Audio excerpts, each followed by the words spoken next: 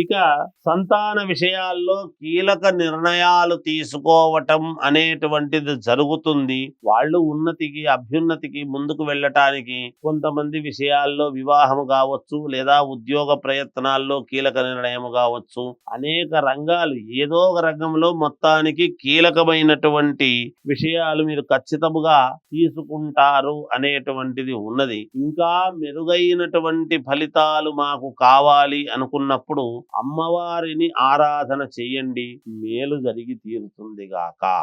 అమ్మవారి ఆరాధనతో పాటు రంగులు దిక్కుల విషయం కూడా చెప్పండి గురుగారు. రంగుల విషయానికి వచ్చినప్పుడు ఎటువంటి దుస్తులు ధరిస్తే మంచిది అంటే కలర్లుగా చిత్ర విచిత్రముగా మంచి మంచి కలర్లు వేసుకోండి.